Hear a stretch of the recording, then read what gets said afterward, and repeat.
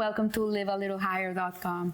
We continue learning the book Hovot HaLevavot, Duties of the Heart, and we're in the chapter of self-accounting. Last time that we learned, Rabbi Bahya Ibn Pakuda, he was talking about us being strangers in this world, that we're only travelers here. Today, he's gonna talk about how we should accept upon ourselves the conditions that are incumbent upon a stranger in this world. Like we have to accept this. We have to accept that this is not our world. This is Hashem's world. It's like when someone comes to your home and they're gonna stay by you. Like they can't do just whatever they want in your home. There's a decorum when a person is in another person's home. Like you're gonna freeze them to death with the AC. You're not gonna open the windows. You're gonna ask permission. It's not your place. It's not your home. So the same way, Rabbi Bahya is saying that we have to understand that we're strangers, and that we have to never forget that there's a certain etiquette for a person that is in someone else's realm. So when you come into existence and were formed in your mother's womb, if all the people in the world had tried to speed up this process by a single moment or delay it by a moment, join one limb to another or separate them, fashion one for your internal or external organs, cause one of the immobile parts of your body to become mobile or one of the mobile parts to become immobile, induce you to emerge from your mother's womb before your predetermined time, or detain you until afterwards by even a split second, make your birth easier on you or more difficult, all these efforts would have accomplished nothing. So what it's saying is that you come to this world and it's like a baby in a mother's womb, and a person cannot play with these things because there's a time. Like there's a time for the pregnancy, there's a time every month different things are being developed by the fetus. The first month you get the brain, you get the heart, every month that's happening, that fetus, that little tiny thing that you see in the sonogram that looks like a tiny seed, suddenly it starts having fingers, it has a heart that is pumping, it starts growing limbs, it starts growing organs, and a person cannot speed that process or cannot make it shorter. It is what it is. And similarly, after you were born into this world, no human being could have provided you with nourishment without God's help or made your body grow larger or smaller. Like a baby comes into the world, there's a system. There's a mother, has a breast milk, she breastfeeds her baby, she nourishes this baby. Her whole body is fashioned to be able to do this. This comes from God. It's not a choice. Like a woman, this is the way the body functions. When she has all these hormones going on and there was a baby in her womb, it's a process. And if you can talk to 100,000 women that have given birth, we all go through the same thing. It's the same process. So you cannot change it. So imagine that the whole world was yours alone and had no other inhabitants. This would not increase the means of livelihood accorded to you. Imagine that you're the only sole person in the whole world, in the whole universe. You would think, I would be the richest person on earth, right? I would have all this real estate. I would have all this money in the bank. I would have all this food to eat, right? And see, Rabbi Pakuda, Bahya, is saying, you're so wrong. If you were alone in this world, nothing would increase. Like you wouldn't have all this real estate because you wouldn't have anybody to build the real estate, right? You cannot do it by yourself. So he says, to the end of your days, buy as much as a mustard seed. Everything is accorded to you. Nobody can eat more hamburgers because they're alone in the world, right? You only have a certain amount of capacity in your stomach to be able to eat and digest the amount of food you eat. Even if you could eat all the meat in the world, you would not be able to have it. So conversely, if the number of people in the world were multiplied many times over, imagine that the world is overpopulated as we think, this would not diminish by as much as a mustard seed, or by more or less than this, the sustenance predetermined to be yours. What is yours is yours.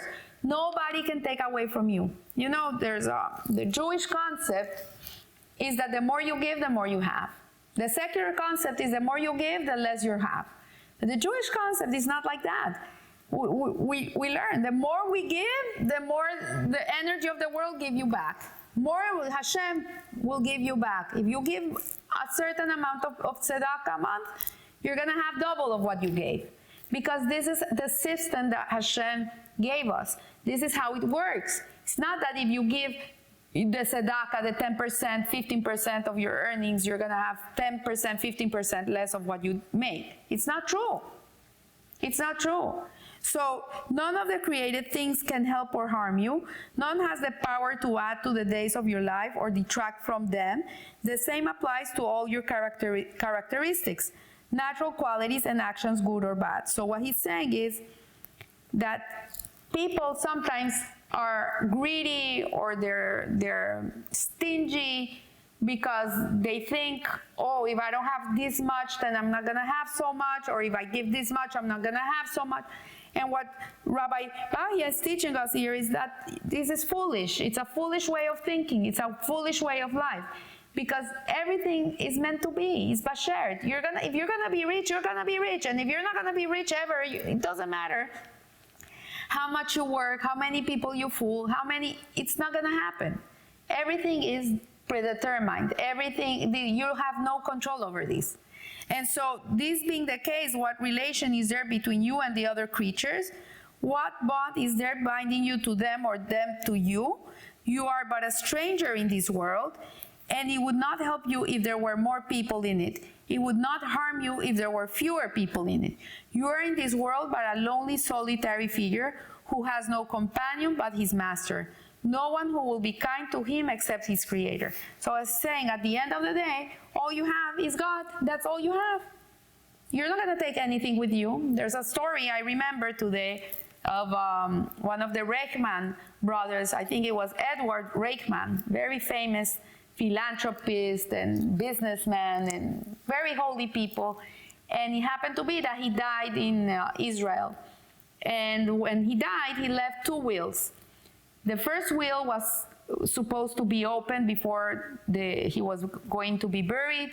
The children opened the will, and in the will it said, my sons, I love you. I just ask one favor from you, one last favor before I'm buried. Please make sure I'm buried with my favorite socks. Okay? The kids went to the burial society, the Hebra Kadisha. They came with the favorite socks of their father. He was a very important man, and the rabbis looked at them and says, I'm sorry, a person in the Jewish religion, we go as we came. Nothing, not even the socks, nothing. We're put in a shroud and that's it. No way, no way. There's no way. Your father is he gave a lot of tzedakah, and he was a big philanthropist, very big person, and the children like, oh, but my father, he's only asking this. Is there any halacha that could allow this? Like, can you check? No. Your father is in the world of truth, and he understands that he cannot take his socks with him. He'll understand. Okay, he was buried without his socks. 30 days later, they were supposed to open the second will. And when they opened the second will, the father left this and says, I'm leaving you with $1 billion. And as you see, I could not even take my favorite pair of socks with me. I could take nothing with me. So use that money wisely. Don't use it for egocentrical purposes. Use it wisely and be giving. And this is really, we don't take anything. Nothing. You don't take nothing with you. Not even your family.